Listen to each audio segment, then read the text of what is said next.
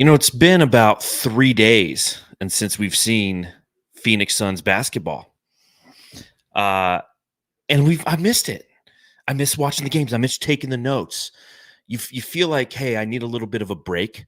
And so you enjoy a couple days off. But by day 3, I don't know. Have you ever had like 5 days off from work and you're like, dude, it's everything that I need. I just need 5 days off from work. I'm going to do absolutely nothing. By day 3, you're like, dude, like if I had to go into work, I could. Well, that's what it was like. The Phoenix Suns have had 3 days off after the in-season tournament came to its conclusion, and they kick off their post-mini break with a game at home against the Golden State Warriors.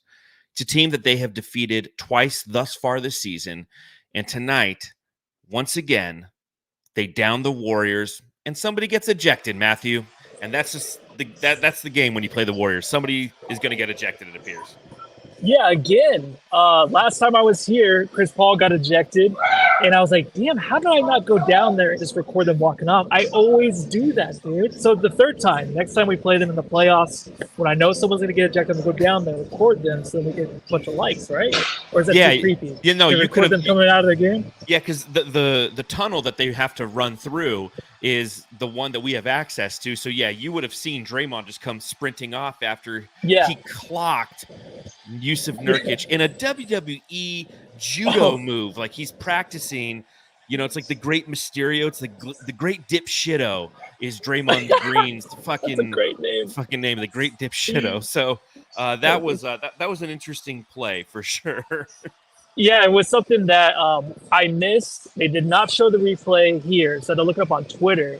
And oh my God, dude, how does Draymond find like these ways to just flop after just nailing some guy in the head? He should be suspended another 5 games after that one. It's definitely going to be something that's going to be reviewed and something we'll talk about a little bit more in depth here on the podcast. So a reminder to everybody who is watching along, first and foremost, thank you. Thanks for hanging out with us. We missed you. 3 days off. We definitely missed you. And it almost feels like longer than that because our last podcast was like 20 minutes long. I was grumpy after the Kings lost. I barely call that a podcast. The fact that we posted that and some people went on there and liked it, like y'all are the real MVPs for even liking that.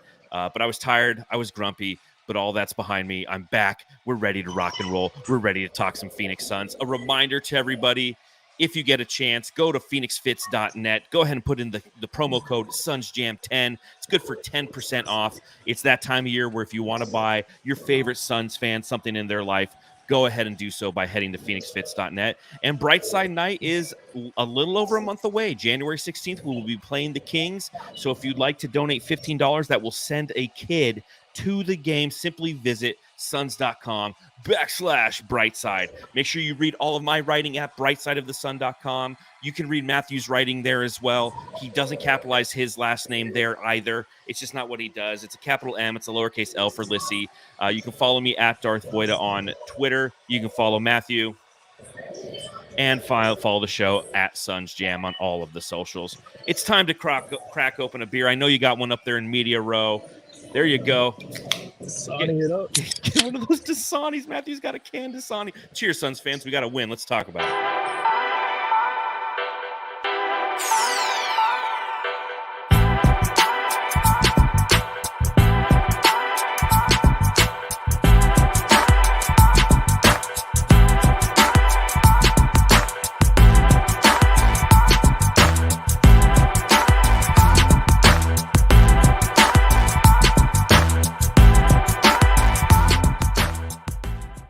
Phoenix Suns win tonight, playing against those Golden State Warriors, winning by a final score of 119-116, which, of course, is going to bring me to my first question for Matthew. Oi, Matty. Mate, I've got to ask. Matthew, I got to ask. This is one of those games that was definitely sloggy, if you will. It's like walking through a slump. A slump. It's like walking through a swamp in Eskimo shoes, the way that the pace of this game played out. As you're watching the game and you're seeing that the Suns are up 14 points with 2 minutes left to play, and they piss it away. And ultimately, it's a 3-point victory for the Phoenix Suns. what's going through your mind? I got to know. What's Matthew thinking as he's getting there? He's writing the recap. It's good to go for Brightside, and the Suns somehow, some way, piss it away at the end, but ultimately win. This is the thing the Suns have been doing, right? I mean, this is just the way they close out games. Even their 7-game win streak, they had like 2, maybe 10+ point wins, but they always do this. So it's expected, especially against a team like the Warriors, even though Draymond was gone. You never know. It's never over until maybe about a minute left if you're up by 10. Last 5 minutes of a game, any team, 20 points is still not enough. But yeah, I thought the Suns had this one. It's just the fact that they play the Warriors and the way they can just drain threes, but even Kuminga, the way he's playing tonight, all the guys stepping up tonight. I forget his name, Pokachevsky. My bad. Pokachevsky. I'm trying to look at it on the scoreboard. That guy just getting to the rim against Nurk the last minute. Like, when that's happening, it's like, what's going on, guys? Come on, just hit 1-3. The way they manage these games in the last 2 minutes is very, very frustrating. I love the way that they got back into it, pulled away. But just closing these games out, that's like the next step, right? Yeah, there's a lot of chemistry issues, obviously, that the Suns have experienced due to lack of availability and durability with this team, which is equated to some of this inability to close out games properly. And I think Zona Sports tweeted it out, and it's so true. This is when you miss Chris Paul. At the end of games, when you have a 10-point lead, Chris Paul is the kind of player who, when he was playing point guard for the Phoenix Suns, knew how to close out an opposing team, not make dumb possessions, not make dumb passes. Yusuf Nurkic deciding to go half-court pass like he's Patrick Mahomes and ultimately getting the ball intercepted, which leads to a Kuminga dunk that brings it to within 5. I mean, it was mistake after mistake. But the advantage for the and I will say this. The Phoenix Suns end up in this game, knowing that they're 24th in the league when it comes to overall turnovers, end up turning the ball over 15 times. But the key is they're playing against the Warriors, and the Warriors are pretty shitty too. The Warriors are a team that turned the ball over, I think, 28th most in the league. They're worse than the Suns. So it was kind of a nice night going mano-a-mano with a team that's making stupid fucking turnovers like the Suns do. And it was nice to know that, hey, at any time, they don't have the same control that we're used to seeing, and they're going to make stupid, unforced errors just like the Suns do. Yeah, and even Klay Thompson, like there's games this year where he looks like the old Klay, but most of all this season, like he's been pretty bad. And tonight you can just see like he's just throwing shit up. The way that Curry tries to hit that 3 to tie the game, the way he shot it, like just he catch and shoot really quick over somebody, and the release was terrible. He was short on the ball. It was just not the greatest look from him, but you still think it's going to go in. But these two guys out there, even last game with Curry, it's like you don't feel the same kind of energy. Like I'm always like, okay, the last 3 minutes you want to be up at least 20 because if Curry's stinking it up, even though he played good in the first half, the last game in the first half he sucked. You're like, oh, that run's going to come from him. Klay's going to hit a big shot just because we remember the old Klay. But man, I mean, with Klay playing this way and the way that Steph's been this year, and then Draymond just not ever wanting to play, you always think, like, we say this about LeBron, is it this year he's washed? It's like, same thing with the Warriors. Are they washed now, man, with just the way they've been playing this year? It's still early, so I can't count them out yet. You could never count out the Warriors because they have that championship mentality and they have that history of being a team that knows how to figure it out when it matters the most. But you're right. This team is on its last leg. This is part of the death rattle, if you will, when it comes to the Warriors. Klay Thompson is shooting a career worst 35.4% from beyond the arc. Tonight, Klay Thompson, 7 points, only 1 of 8 from beyond the arc, 2 of 10 shooting. And that's become the norm. I'll talk about it very briefly when I do the subreddit stakeout. But opposing Warriors fans, their nickname for him is Clank Thompson because he clanks every shot. Yeah.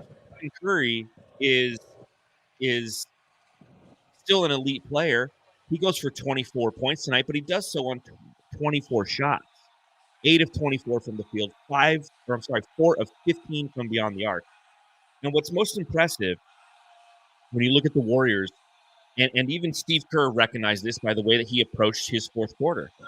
It was their bench that was a trouble for the Suns. It was their bench that built that lead early in the second quarter. And when the starters came back in, that's when it dissipated. And it became a 3-point lead for the Warriors at halftime simply because Steph Curry hit a three-pointer with a couple seconds left. It should have been a tie game. You had 15 points from Saric. You had 16 points from Kuminga. You had 15 points from Paul. You had 12 points from Moody. You had 20 points from Podziemski. Those are all bench players I just named for the Warriors. That's the challenge with the Warriors right now is they're in this transition period where they are coming off of a core that doesn't really feel like a core anymore. Steph Curry still is playing amazing. Klay Thompson's not who he used to be. And as you mentioned, Draymond Green doesn't want to be out there. Apparently, he's just throwing bows and poking motherfuckers out just to get suspended. So we are kind of in the death rattle of the Warriors, and I'm okay with it. I will never forget, Matthew, as I'm sure you won't forget, and as I'm sure many Suns fans won't forget, the time in which Steve Kerr handed the clipboard over to his players against the Suns and had them start drawing up their own plays. The ultimate sign of disrespect to a horrible Suns team back in, 16, 17, 18, somewhere in there. Yes. But I will never forget those kind of things and the arrogance that it took and the disrespect that they displayed to our team and our organization. When we were long-suffering Suns fans. So, Ukfe, the Warriors way. Yeah, and I remember Booker too. The next season when we blew him out, he wanted Monty to get out the drawing board and do the same thing to them. Yes. But Monty's class is not going to do that shit. Yeah, Monty, who's lost 20 in a row and is the highest paid coach in the NBA. Hey, get Chris Paul over there. That's probably what they need right now. We know, right? There's always like, who won the trade? Was it Nerd Shamit, bro? With the Suns? Was it DeAndre Ayton with the Trailblazers or us with Nerd? But it's the same thing with Chris Paul and Monty, right? You kind of see because the way Chris Paul plays tonight with that bench, and then he's been killing it. I mean, they're all like plus 12 over there, like plus 13, plus 12, plus 21, plus 17. And then, of course, the Suns bench is just kind of donkey shit right now, especially in this type of game where, you know, the Warriors just kind of outshine them in their respect because that's the only way the Warriors maintained any kind of relevance in this game all game long was because of their bench. But I really think Chris Paul with that bench unit, it looks pretty good, right? We do kind of miss a Chris Paul right now. Hopefully Booker, you know, he's already been such a good point guard this year, but he can maybe take that next step to close these games out like a Chris Paul. That's a lot to ask, but maybe it'll come around. I'm hoping, and I wish so much that Chris Paul would have stayed and come off the bench. We talked about that last season. Now, granted, the other option was having Cameron Payne start, but how great it would have been to have Chris Paul being somebody who can come off the bench in the way that he can control a game and the pace of a game, especially in the last 5 minutes. He's an elite manipulator with his mind on the game. So shout out real quick to Biscuits and the Bear in the chat. One of our elite jamsters. If you want to become an elite jamster, hit the join button on the YouTube. $3 because Biscuits and the Bear always donates whatever the spread is, whatever the Suns win by. That's what we're getting. We won by 3. I was hoping it's gonna be more, but like Biscuits and the Bear says, it felt like forever. Yeah, it's been like over a week since we've won a game, you know. So it's nice to get that win in. Some interesting things to talk about in here in this game, obviously. So I think we should start with probably the biggest story, and that's Bradley Beal returned tonight. She said, "You're not the only one, but you're the best, Bradley." Boom, boom. Returns to the lineup the first time he played in literally a calendar month. It was November 12th against the Oklahoma City Thunder, in which we last witnessed Bradley Beal play basketball for the Suns.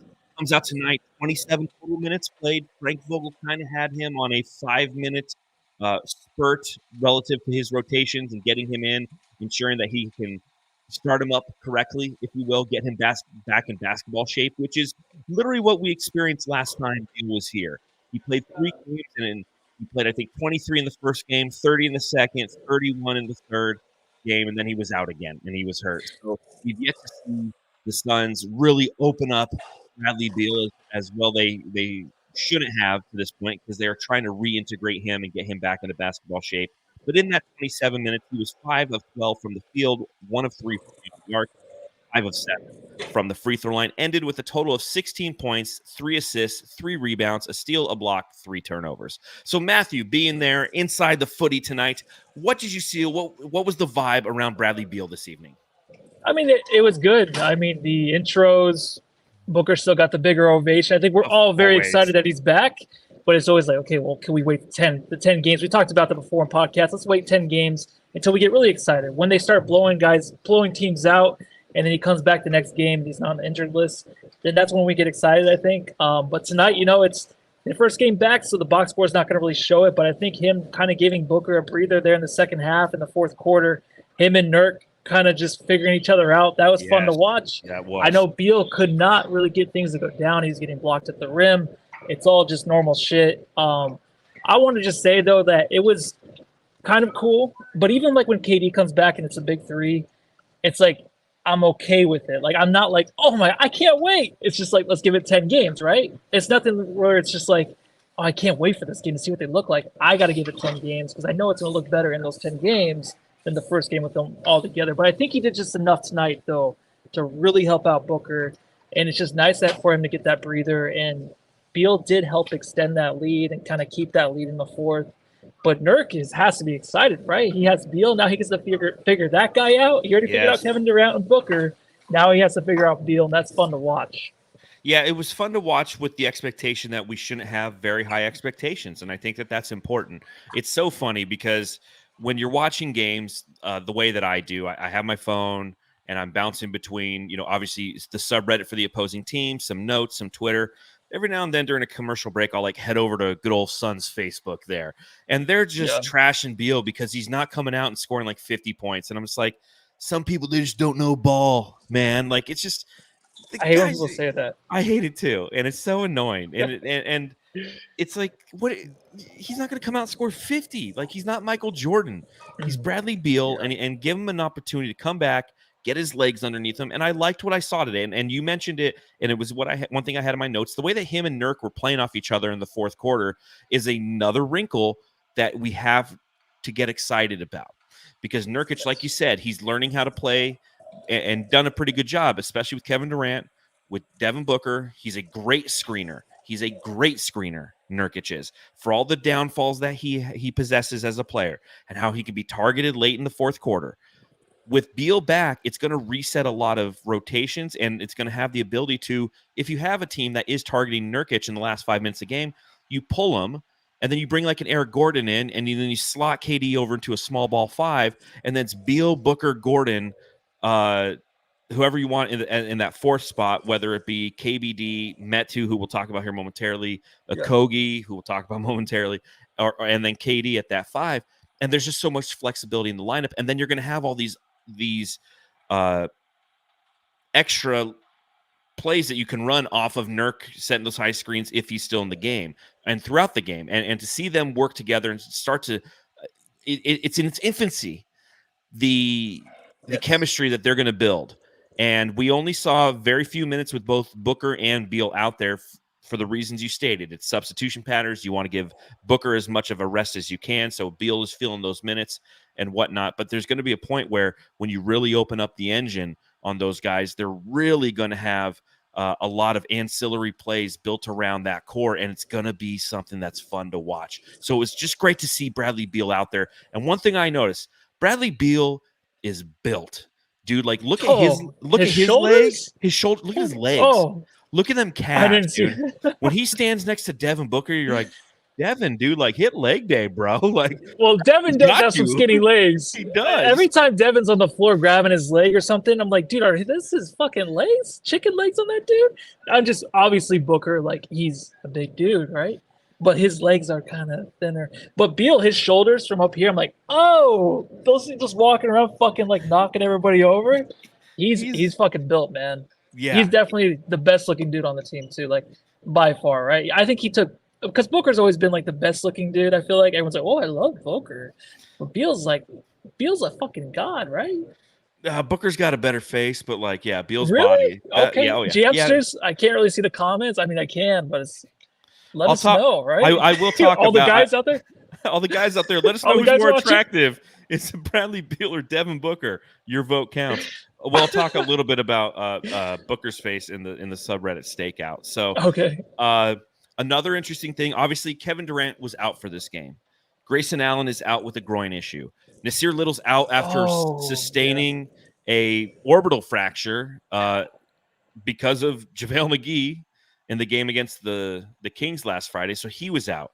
So who gets the start tonight? None other than Chimezie Metu. Hey, I just Metu. And this is crazy, but here's my number. 4. So call me maybe.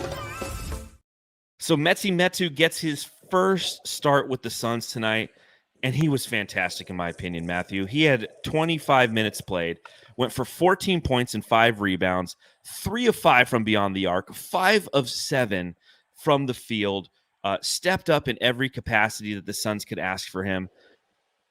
Could he potentially replace KBD in the rotation? Oh, yeah, that's true.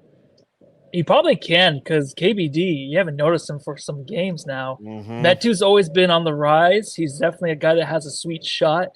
But tonight you kind of saw where he can just kind of change his game in the last moment when he's not making his threes and he'll just head to the rim. Like he makes a smart plays, right? He misses his first 2 threes. Then he's like wide open again. He's like, no, I'm going to take it to the rim, draws a foul. Right there. Then that sets the tone the rest of the game. Then he hits his next 3, comes back in the game in the second half, hits another 3. But he plays with that confidence and swagger that we all like to see in a Suns uniform. KBD at moments this season had that, then it just disappeared. But I feel like Metu's always had that, and he's always been slowly worked into the rotation. He's a guy that I love. He's definitely like a top 5 guy that I love on this team. I just want to see more and more of him, and I think we are, right? I think there's potential for it. I mean, we'll talk momentarily about Josh Okogie and his hip injury, but if that is to occur, that's going to open up some rotational minutes, and I think that Metu has the ability because to garner those minutes. Because I like what his spacing did today. I like that when he had the opportunity to hit that shot, he hit it, and that's important. You stop hitting those shots, you're gonna be gone. Hopefully, quick. They're not going to be out there too much longer. And we've seen that with Josh Okogie. You know, Josh Okogie, this was his 10th start tonight out of 22 total game or 23 games by the Suns. But he has 10 games coming off the bench as well. So Okogie's had a challenge staying in that starting lineup because of his inconsistency offensively. Obviously, Okogie gives you better defense, but what Metu brought from an offensive standpoint is what the Suns need as a complementary player. And I do stand corrected. John Tran is correct. It's not Metu, it's Met 3. Because he hit 3 3-pointers in this game. And it's what a lot of us have been we just wanted to see. Aussie Suns fan says, you laughed at my Metu love, Voida. You laughed at me. I did. What? I did. Oh, yeah. Wait, they loved him and you laughed at him? Because I've always loved them too. You never laughed at me. You just held it inside or what? Well, they were, the Aussie Suns fan. If you haven't checked out their podcast, please do. But during the offseason, when we were talking about who's going to be the 5th starter, Gavin was really big on Metu, and I just thought, I'm like, you idiot. It's clearly KBD. Well, he was way ahead of it, huh? Yeah, he's just, I got to talk to him about some stock options because clearly he knows who to buy and who to sell and everything that we need to do relative to that. So I think that we need to see more. This is the first real good Metu game. Metu's been around. He's hit a couple shots. He's had a couple good plays, but he hasn't had a complete game. This was a complete game. This was somebody who, again, now I will say this, Suns fans, this was a conducive matchup for Metu as well. This isn't a big team in the Warriors. They're one of their biggest challenges. They turn the ball over. They're having a hard time shooting, and they're not a great rebounding team. They're a great offensive rebounding team, but they're not a great rebounding team due to their lack of size. So Metu can thrive against a team like this. You put him against somebody like the Nuggets, and I know that's a bad example because they're one of the elite teams in the NBA, but he will have a little bit more of a challenge. And I think that he's earned the right to get that opportunity over a KBD, who, as you mentioned, and it's something that I put together a 3-part series because we had 3 days off on Bright Side of the Sun, talking about whose stock is up, whose stock is down, and who's holding. And I went through every effing player. And with KBD, I said stock's down because I don't know he's on the court for 20 minutes a game. He'll play 24 minutes, and for 20 minutes, you're like, oh, shit, KBD's been out there because he just he doesn't make an impact on the game, where I feel like Metu has made an impact in his He limited does. time, and definitely in a game like tonight against his He opponent. yeah, and he needs to continue to see the minutes because he was even asked too in an interview about like how is it like adjusting to these minutes up and down all season long. And he said it's tough. And like I Yeah. always said, like this is the third time I'm probably gonna say it, where he came from Sacramento, where he wanted the opportunity, and he let everybody know when he left there. He's like, I didn't get the opportunity there, and I want the minutes, and I want to be consistent.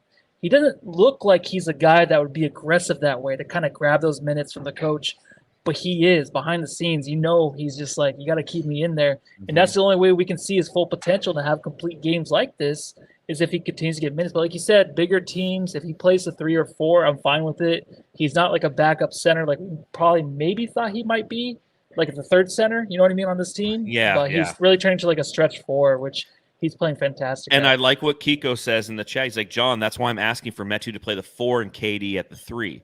And that's why I was really big on KBD in the offseason at the 4, because I want KD at the 3. I don't want him guarding the opposing 4, and I don't want him to be guarded by the opposing 4. Why? Because that's from a physicality standpoint, that's where challenges occur. Why is KD out? Because Jackson, I'm a dirty player, Hayes, rolled up on his ankles. Jackson Hayes is playing the 5. Fuck that guy. He almost injured Booker too, man. Yeah, I know. The same game. Same game. He's a reckless player. He's not as bad as Draymond Green, but he's definitely a reckless player.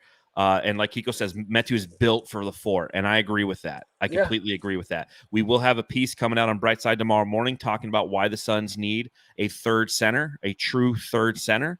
And I recommend you guys read that because Zona Sports wrote it, and it's a fantastic piece. I saw that. I didn't read it yet. I'm totally on that. It's good. But I'll tell you who's not the third center. Up in the sky! It's a bird! It's a plane! It's Bol Bol, motherfucker.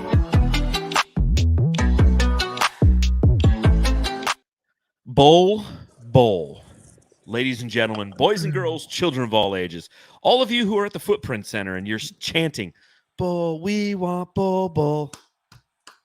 We want Bol. You got Bol Bol tonight. In the first quarter, Frank Vogel substituted him in. And I don't know if this was because of the fact that we have Kevin Durant injured and Grayson Allen injured and Nasir Little injured.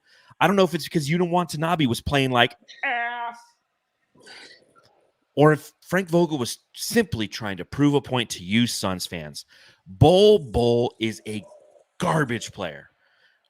I'm sorry. Like, I'm sure he's a great human being, but as a player, every play he was making was wrong. Every play he was making was wrong. There was one play where the Warriors are shooting a free throw and they miss it, and Bol Bol just doesn't box out. And they come in and they get the opposition gets the free throw, and then he doesn't go guard his guy at all, and his guy hits a 3. There's a play that, for those of you who follow me on Twitter, I took a video of it. He misses a 3-pointer, and then they're coming back in transition, and he doesn't body anybody up. He just runs to the underneath the basket. He just runs by Dario Saric. It's like, bye, Saric. I'm going to go down here. And Saric is wide open, and Saric's like, fuck it, I'm hitting a 3. Yeah. You talk about players who can make winning plays. Bol Bol makes losing plays consistently. Doesn't know who to guard. Doesn't have a good basketball IQ. Is just not a good player. And obviously with PJ Tucker talks out in Los Angeles where they're talking about potentially moving on from him. He might be a buyout guy. You cut him. Cut Bol Bol, get PJ Tucker. Because at least if a guy's going to give you 0 offense, at least he can give you something on defense. Because this guy gives you 0 on both ends of the floor. Played a total tonight of 5 minutes. He was a negative 16. Case closed on Bol Bol. I never started with him. I'm done with him. When I wrote my stock market thing for Brightside yesterday, oh my God, I'll read this to you. You talk about Bol Bol. I'm going to read you what I wrote on his stock market. Okay, thing. Yeah. Well, all I was going to say is if we want anybody in there just to stand in the corner and miss threes, we already had Yuta, but Yuta actually kind of rebounded in this game a little bit. But I love the fact that you brought up PJ Tucker. He's like exactly the guy we need to stand in the corner and make threes, and that toughness that he does bring. We definitely miss that. We need that from him. But obviously, tonight when Bol Bol came in, the crowd was crazy. They loved it. Right? And I was surprised he still remained in the game and coming back into the second quarter. That was also when I thought this game was lost. I was like, okay, so we're just throwing out these lineups with Bol Bol in there? Like, it was the weirdest looking lineup. But even, like, offensively, man, he was standing there, and he was not moving. They were waiting for him to move. Gordon was like, or not Gordon, Goodwin was like, are we going to run a play here. He's like moving in and out, moving in and out. Like, I hate to hate on the guy, but that was probably just Vogel saying, yeah, like this is a quarter. We're going to start, and it's probably going to be a little rough here, but I'm going to give the fans a little bit of Bol Bol, and we're not going to talk about it anymore. And I don't know who's asking the question of when we're going to see Bol Bol minutes and why he even brought it up that one interview a couple games ago. I know. He's but like, well, he'll get a chance. He never will again. And you're talking about players that kind of disappear. Like, he's not there, dude. And defensively, getting dunked on and then leaving the game after that, like. But even players who disappear, yeah, I mean, he gave up that alley-oop to Wiggins. I think it was like his only points the whole night. That was the hardest dunk I've seen ever in my life. That was the hardest dunk ever. And he was wide open because Bol Bol's just standing there. He's like, oh, shit, I was guarding that guy. So, as I mentioned earlier, for Bright Side of the Sun, I wrote a 3-part series, and I went through every player, and I said, is there stock up? Is there stock down? Is there stock holding through the first quarter of the season? When I got to Bol Bol, I'm literally just going to read you guys what I wrote. I'm sorry if this is a dictation. I go, Bol Bol, stock down. Bol has played a total of 8 minutes thus far this season. Despite the fans at the Footprint Center chanting his name late in the fourth quarter, Frank Vogel has yet to unleash upon the world the fury that is Bol Bol. And there's probably some good reason for that. If you're a regular reader, you know my challenges with who Bol Bol is as a player. He lacks the physicality to be a productive player on the interior and the quickness to be a productive player on the defensive perimeter. We will continue to hear those fans chant his name, and if he ever gets some runway, I doubt we'll be pleased with what we see. Perhaps I should be viewing him through the same lens that I am viewing Udoka Azubuike, that he needs a chance before being dismissed, that his stock is holding. Nah. His stock is down because I believe his stock is always down, that he is an expendable piece of this roster that the Suns should move on from when December 15th occurs. Harsh, perhaps, but that roster spot, albeit at a veteran minimum, could be filled with somebody who Frank Vogel might actually look down at the bench and decide to insert at the game at some point. I'm just not a Bol Bol fan. And I will continue to not be a Bol Bol fan. Yeah, you need to save him for those big games where it's a blowout. That's it. He shouldn't have ruined that. But I feel like Vogel kind of ruined that now. Now no one's gonna be chanting Bol Bol. That's a little bit fun to do. To chant it and then just have him come in a 30-point blowout. That's fine. But I feel like he might have ruined that a little bit. Well, I don't know if he necessarily ruined it, because you're still gonna have the casual fans who like to hang out on like Facebook, if you will, Suns Facebook. And if you're watching on Suns Facebook, we appreciate it. We appreciate it. But at the same time, just know that Bol Bol is no lob for us. No need to have him in the game.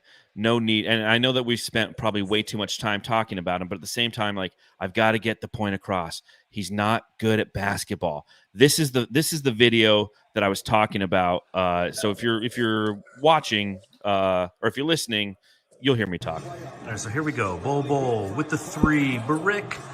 And here he goes, running down the court. He's on Sarge. Okay, he's on Sarge. Yep, there goes Sarge. I'll just double team Kuminga down here and let Sarge hit the fucking 3.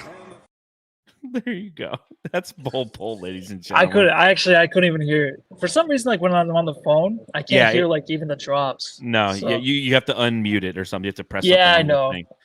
Well, I don't want to ruin it though. Talking about another player who's having a challenge right now, Yuta Watanabe, and I'll bring it up again.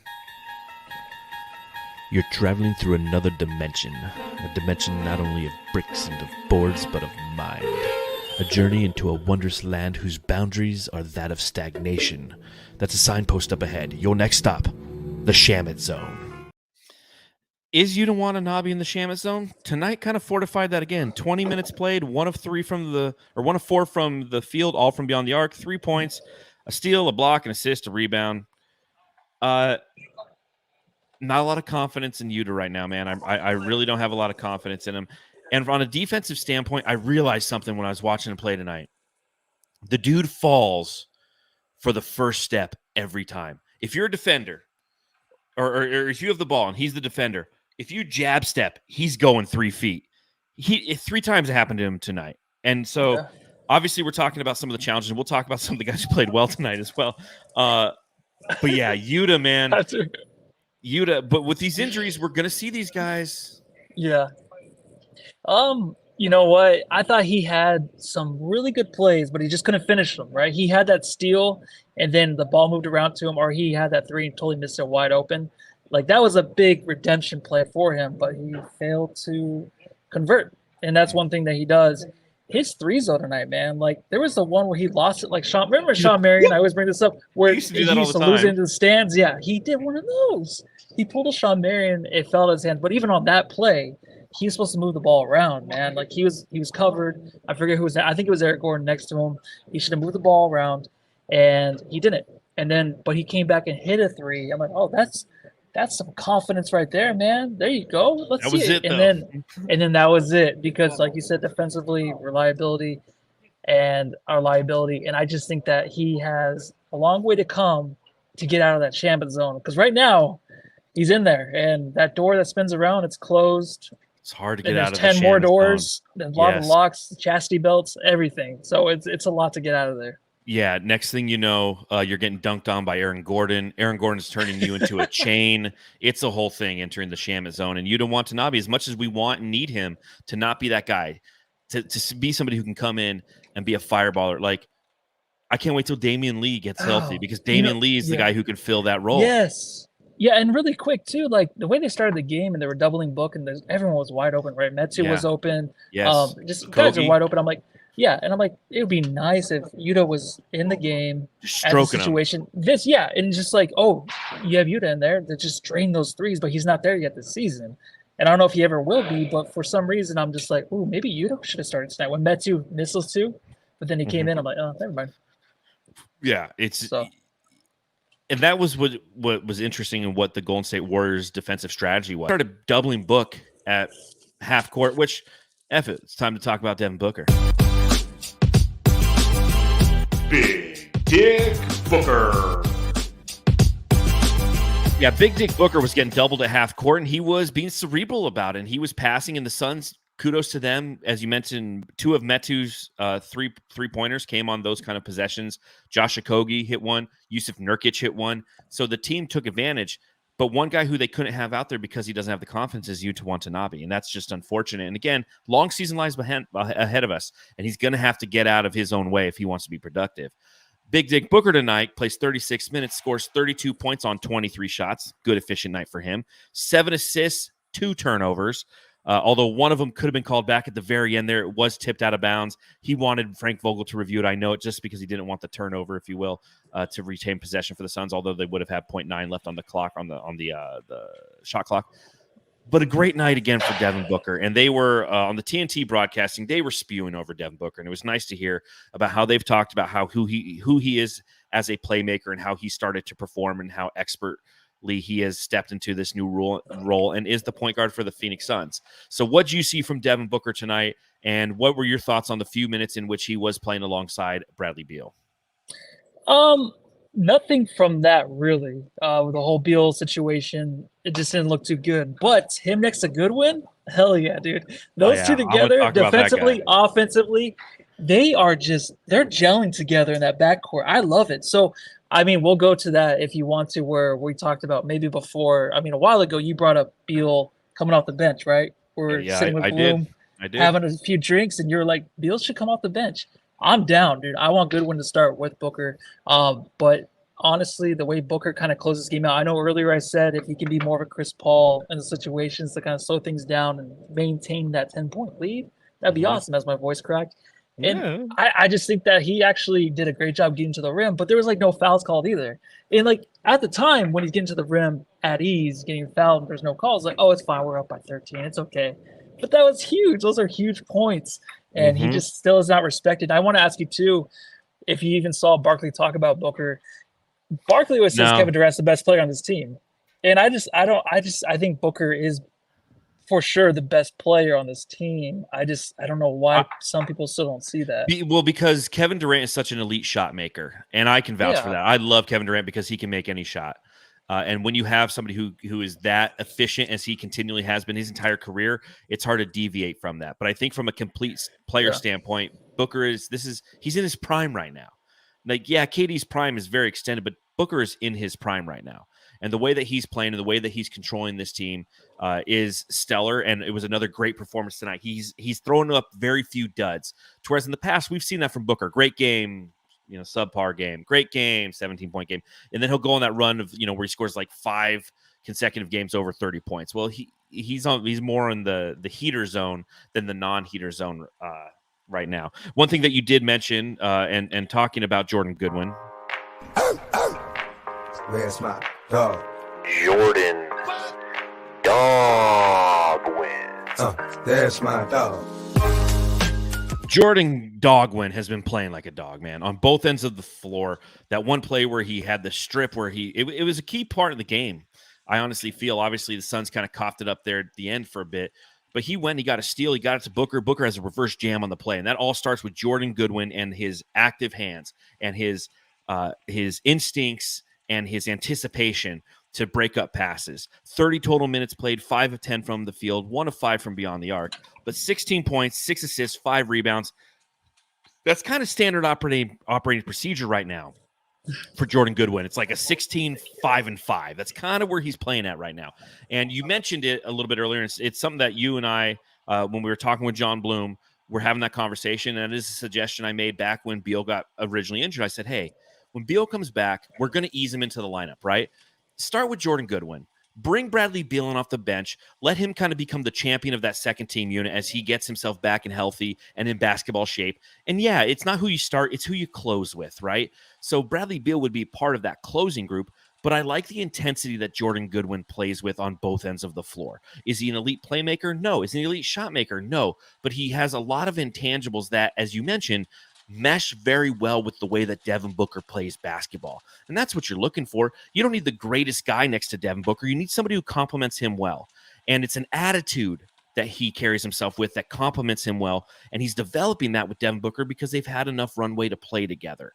So it is something that is definitely worth exploring. I don't think it would ever happen, but it's something that I wouldn't be opposed to seeing is ease Bradley Beal. Take the next 10 games to get Bradley Beal, 26, 27 minutes a game. Give Jordan Goodwin 30 and let Jordan Goodwin start in an effort to try to impose your will defensively upon the opposition, right? Yeah, I totally agree. I think the way that Nurk even plays in the middle, like how aggressive he is, his passing, that kind of rubs off on Book. Book's just great. Obviously, he's one of the best passers on this team, but also just the way that Book's been playing defense. So like him, Nurk, and Goodwin, those three together, I just feel like they feed off each other so well. Like they've actually, they just have committed, chemistry.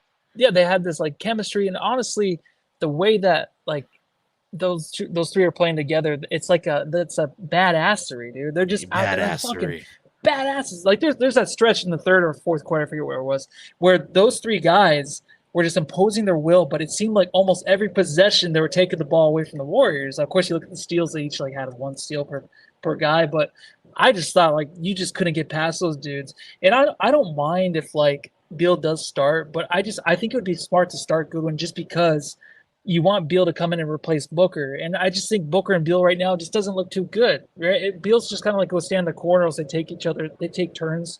And you just don't really want to watch that. I want to watch some guy play next to Booker, like a Lou Dort or something like that, right?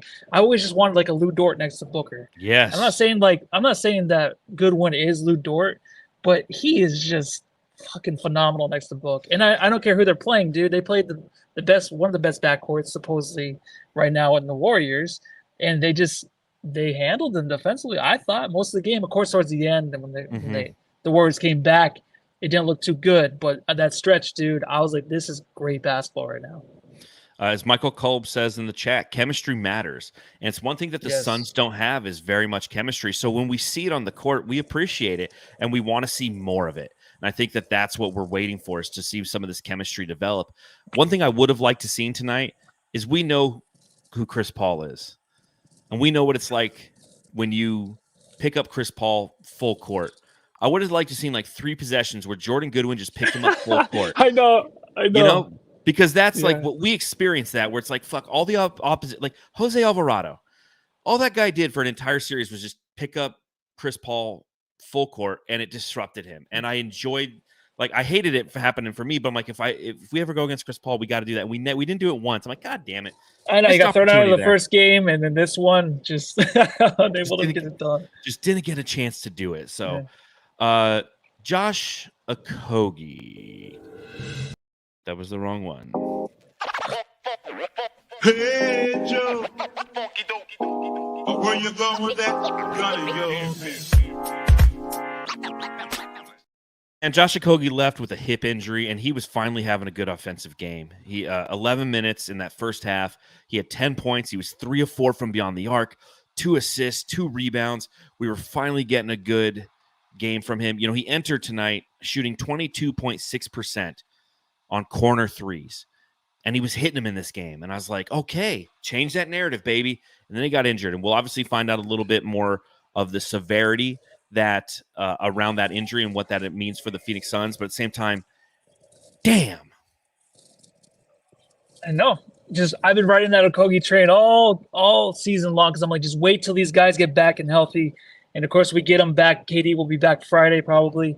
And Okogie's gone, man, because he was making Okogie plays tonight. He was hitting his first 2 threes of the game, but just drawing fouls and just having a phenomenal game. I just want to see his game mature to another level this season. And to have this hip injury, man, I didn't even know till third quarter. And like Brandon, Joe Bourget actually tweeted out, like, of course he goes down in a season like this. I'm like, what? So I'm disappointed, man. I was actually watching Nurk on the press conference and Booker. They're talking about the Draymond thing. And it's just funny because Booker has to sit through Nurk talking about it. And he's just trying not to laugh. Yeah, those guys are badasses. I'll watch that afterwards. Hey, we just got to prove for tomorrow. Yeah. Actually, I was gonna tell you. He told me on the way in. He's like, "You guys are both good tomorrow." Oh, Palmer, sweet. Yeah. Should we do a late pod or both pod from there and just sit at different points of? Yeah, like you sit up there, and then I'll sit over here or something. Yeah, we can do that. We'll try that, Jamsters. So yeah, we'll be at the game tomorrow to see the Twins. One thing that I noticed in this game, and I think I hear like your beanie or something. Is somebody chewing trash next to you, or is that the AirPods in your beanie? No, someone's giving a massage, dude. Nice, dude. Underneath the desk. When you go to Suns games, folks, they take Wetzel's care pretzels of you. And massages down there. Yes. Ooh, Wetzel's pretzels. I can wait for those tomorrow night. Aussie Suns fans tweeted this out, and it was so true because one of the challenges that the Suns definitely had in this game was boxing out. And in the game preview, I wrote it's like you got to box out against a team, especially the team that has the 4th most offensive rebounds in the league. But Aussie Suns fan tweeted out, "We simply don't box out. It needs to change. Opposing teams now game plan for it." You don't see a lot of boxing out for the Suns. Nurk does a pretty good job of it, but everybody else doesn't really do box outs. They watch rebounds, and they're athletic enough to go grab them at times, but they don't focus on boxing out.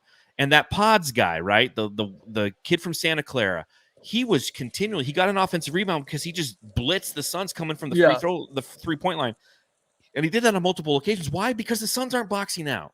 So if we talk about opportunities for the Suns moving forward, it's definitely something for Frank Vogel to key in on. And I think he did a little bit more so at halftime and probably had that speech with the guys. But like, come on, guys, just box the fuck out. It's such a strange thing because like I was listening to Bill Simmons' podcast and the game in Vegas, the first one they were talking about out of the doubleheader, they were talking about you can hear everything in the game. Mm-hmm. And all you can hear is the coaches talk about, all they're yelling at is box out or, or dribble the ball. You know what I mean? You think it'd be just like such a reactionary thing with these players where it's just like, okay, find your man, box out. But the coaches are over there just telling them what to do all the time because I feel like in games like this, maybe when you're up by quite a bit in the fourth quarter, maybe you can fall asleep. But like you said, in the first half, it was pretty nasty. And I think a lot of it had to do too with even Beal. He's not going to really box out. He was kind of just on defense. Like he's not going to put the full effort using that back right now to box anybody out. Exactly. So that kind of hurts the Suns too with those guards going up there and grabbing those boards. Yeah, and it's interesting. Lights are out. Lights out. Blair Witch is coming. In the arena? No, in the almost everywhere. Show me. Can you show me? Yeah. Well, it's lights out up here, but you can still see the court. Okay. Anybody out there? Cleaning crew? There's a few people. Cleaning crew come through yet? No, not yet. It's weird when you stay. This is your first time staying for a full pod up there, huh? Yeah. It gets weird. It's almost midnight too, so especially this late game, it's a little different. Well, mine was a late game too. It was an 8:00. Well, let's get to the subreddit stakeout with Batman. The Suns Jam Session subreddit stakeout.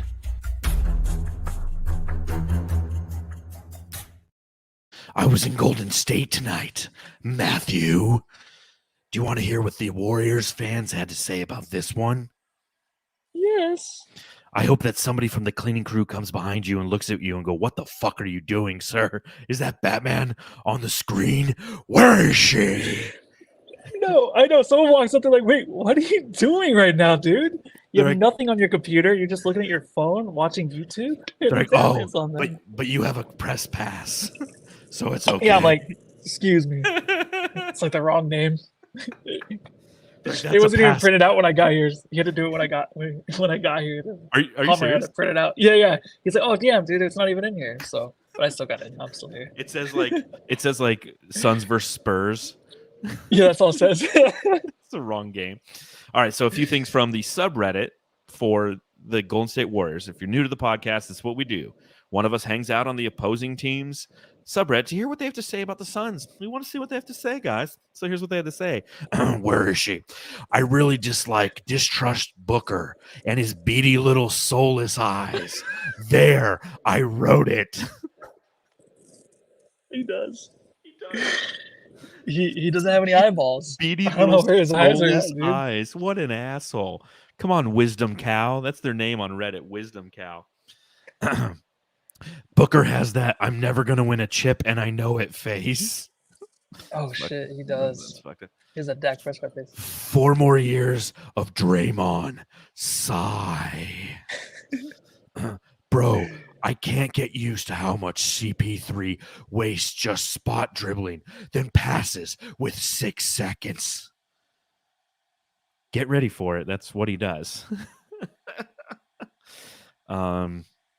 Bol Bol about to swallow one of us whole. He should really start up a bowling alley franchise, then sponsor a postseason college football game and call it the Bol Bol Bol Bol. That's really good. So good. I got an itch in my nose. It's driving me nuts. Oh, Batman doesn't itch his nose, dude. Yes, my nose itches, but when it itches, I use a bat thing. I use a bat pick for my nose. Where is she? Dre makes it difficult to watch. God damn, grow the fuck up. Get help. Something. Fuck. The difference between Draymond now and then is that before, his antics were about getting into the opposing team's head, play a little rough, taunt, etc. Now it's like, I'm going to stop play because I'm annoyed. Facts. Get rid of Draymond. I don't give a fuck what he's done with us. They were going off on Draymond in this game. Draymond needs to meet a sports psychologist to address whatever mental issues that he might have, because right now he's getting way too much out of hand. And then the last one on Draymond. Some people get wiser with age. Draymond gets angrier and stupider. Frank Vogel is built like a potato.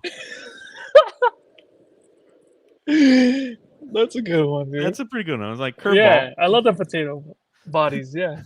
And then the last one, out of nowhere, someone put this, and I don't know why, but there's like, man, fuck Magic Johnson. The Suns Jam Session, subreddit stakeout. I'm like, why are they getting mad at Magic Johnson? He probably tweeted something. Did he send out? Yeah, I was like, did he send out a tweet probably about Draymond? Probably. Maybe he's just like, Draymond Green fouled somebody and he was ejected. Draymond Green punched somebody, and that's why he got ejected. Yeah. Yeah, and they're like, oh, thanks for saying the obvious. Fucking Blaze Megatron in the chat. Oh, Frankie Potatoes. Franks and beans, dude. Yeah, I like it too. Yeah. Franks and beans. Oh man! Anything else from your notes? Anything that you noticed that you want to talk about before we talk about the Jam Star? No, I think you're good. You covered everything, my man. I'm trying to think if there's anything else I got. Kuminga was a problem. Kuminga's good. Moody's good too. Moody didn't have a great game. Yeah, I feel like Kuminga's like he's good, but like this team, these starters, it's just like he can't develop or blossom in a way because everyone's just holding him back. He needs like a real team. The entire subreddit stakeout was talking about how these bench guys need a run. And when they get in, they're playing well and they gel. And you have Kuminga and you have Moody and you have Chris Paul, and Saric is playing well. And meanwhile, Draymond Green's out there acting like a clown. Clank Thompson sucks. Wiggins is a ghost. He had 3 points. Yeah. Kevon Looney had 0 points in this game. They had 5 total points. Let's just go with this. Outside of Steph Curry in this game, the starters for the Warriors had 10 points. Is that right? 12 points combined. So the whole time, and they were saying it's like, here the Warriors go again. Their bench players are great, but they're not giving them enough time to develop. And that's like Steve Kerr's got to flip that script eventually at some point, because Moody's good and Kuminga's good. They're not great, but they can be good. And that's what they need. But fuck Ukfe the Warriors way.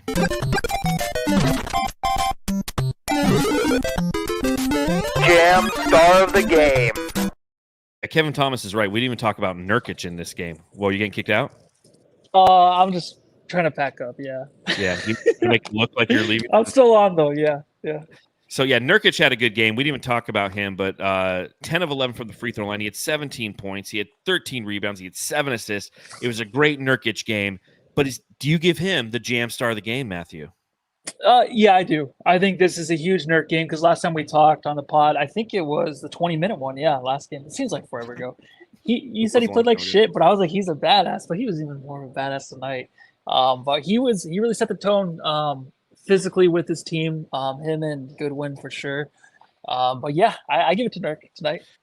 All right, well, let me go ahead and give him just a little love here. Nurk. Delicious definition make them boys go crazy. Yeah, so I'll go ahead and I'll log the fact that you gave it to Nurk. I'm going to give it, I mean, Booker obviously is the shoe-in my opinion. As well he should be.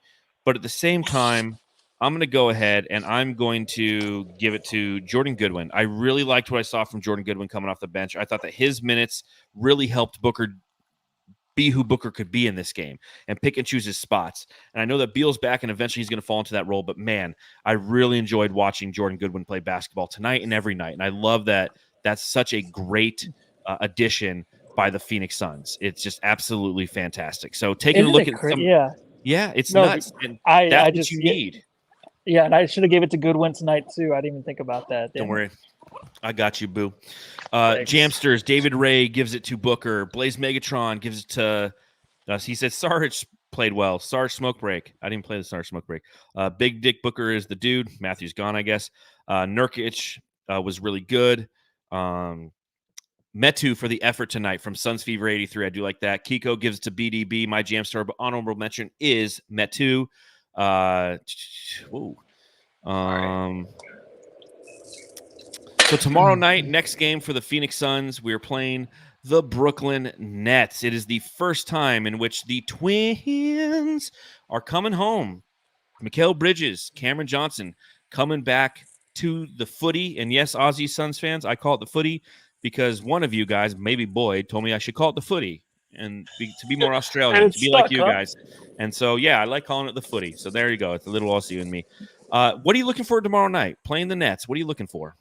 Yeah, I think, Mikal coming back, he's been tearing it up, dude. I mean, that team, what do you have, like 40 points, 2 games 42. in a row?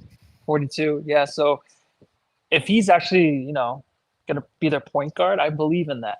So it's going to be kind of scary. He's going to have him and Cameron Johnson want to come in here and definitely hand it to the Suns, right?